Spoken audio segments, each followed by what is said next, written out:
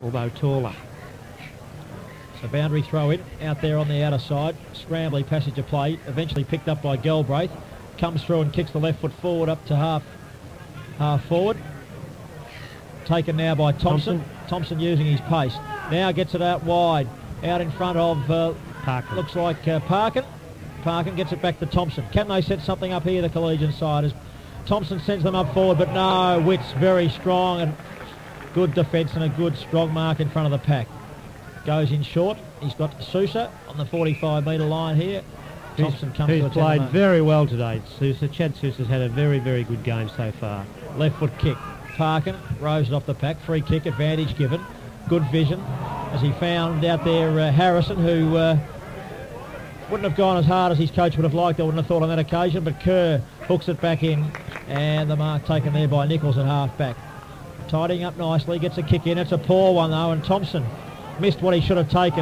Eventually Harrison throws it out, says the crowd, to Kerr, and it's forced over the boundary line. As the interchange ruck takes place right here for Collegians, and Jeff Wright, the umpire, to throw the ball back into play. Throw in.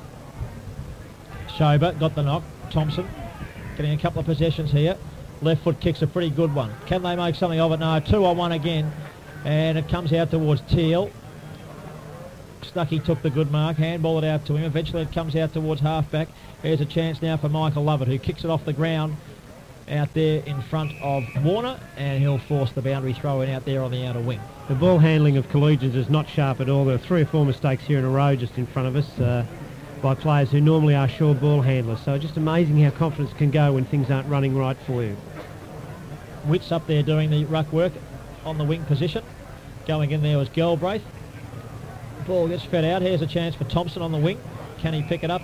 Can't do so. The boundary line beats him. 19 minutes gone in the second quarter, and the Scott Dwyer and Co scoreboard reads Old Melburnians 8-10-58.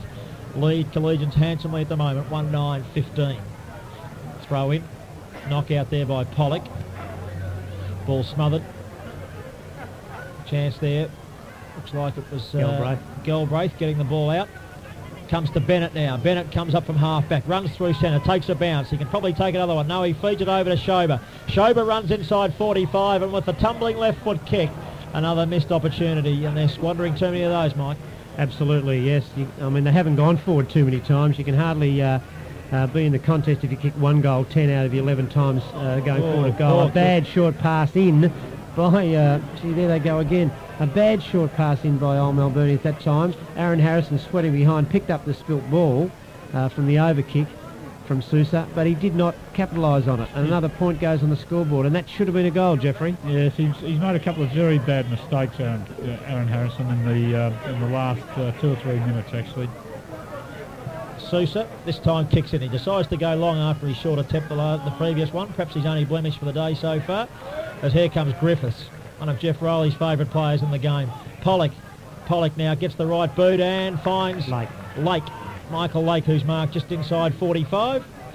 And it's a long kick into that wind, so he's going to have to look for someone or put it up to the square.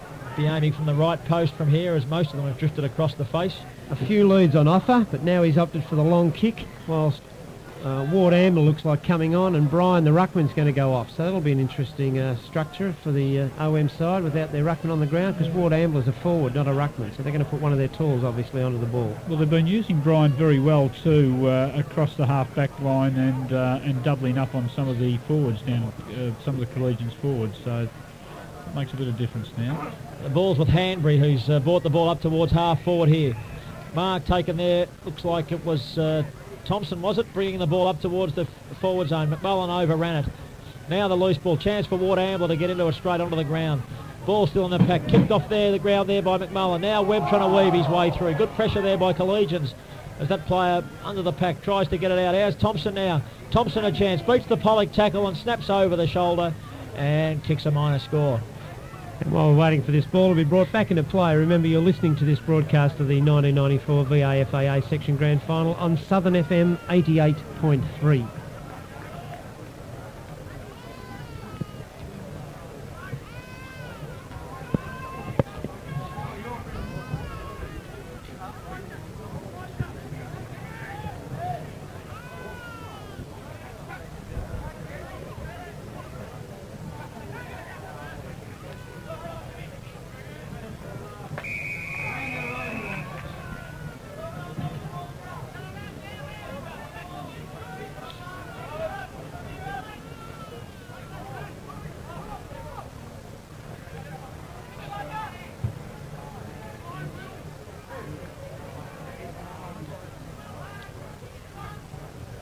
And back here at Elstonwick Park, Old Melburnians leading 8 goals 11-59 to 1 goal 12-18. Well and truly in command of this game, and there's a ball up by umpire Gersh deep into the Old Melburnians 45-metre arc. Doss. So the ball bounced. Umpire Gersh puts it down. Running onto the ball here is Hanbury. Umpire said he got a tackle too high there from Palmer, and umpire Gersh gives the free kick to Peter Hanbury, who'll line up from goals 45 metres out. Some frustration there. Yeah, some elements of frustration creeping into the Collegians game. They just can't get it working for them. The chip in board to the totally unmarked Stuart Griffiths. Very bad play by Collegians to allow a player this dangerous to be unmarked right on the arc itself. Steve Lawson's taken up the position on the mark, guarding the mark itself. Griffiths again fancied himself. It's not that long a kick that he thinks he can get that, I don't believe, but he's going to put it to the square, certainly. It's right in the teeth of the goals. And off the off the goal post. Off hands onto the goal post for a minor score. Stuart Hinchin, the Collegians fullback, to have another one of his kicks. This will be 13, bring the ball back into play. So the Collegians veteran this time goes in short to Parkin. Parkin once again goes short, and they bring it out well here this time, and it's marked there by Thompson. Good follow-up from Parkin, although he gets away now from Ward Amble, who did some chasing, and he kicks it up to half forward. Harrison got 2 bites of the cherry and taken the mark there at half forward. Left foot kick. Now the lead there from Big Phillips goes over his head and straight into the arms there of Scott Teal. So Teal now looking for some options. Now he's got one, a big one from Brommel. But he infringed there on Kerr, and it's a push in the back 50 metres out from the Collegians goal. So David Kerr about to set something up for hopefully what can be a much needed goal from Collegians. They've only kicked one at the moment in the game, and we're 24 and a half minutes into the second quarter. Old Melburnians have 8. As Kerr kicks a long ball in towards the goal square. Schober got his hands to it. Sousa's in underneath the pack. Tunnel balls it out the back, but the umpire Wayne Hinton calls for a bounce about 15 metres out from the Collegians goal. Anthony Parkin's limping, as I noticed him walking up the ground following his opponent Micah Berry. Yes, he now changes over with Galbraith and picks up Richard Webb at the top of the 45-metre arc for Collegians. Umpire Hinton puts the ball down to ground. There's a lot of players around the pack there.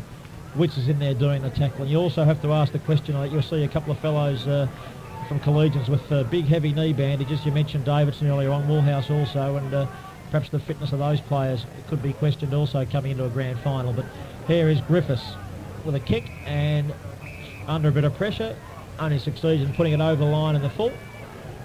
And the free kick will be taken there by Michael Lake, who's deep in the pocket in front of the coach's box there. He's not going to score a goal on that angle with this wind. He's on the left foot. They need to manufacture something, Collegians. He's had a very good attempt at it, I might add. A very good attempt.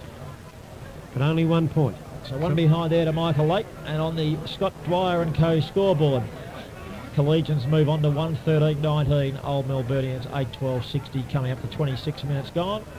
And the ball's back in the goal square there with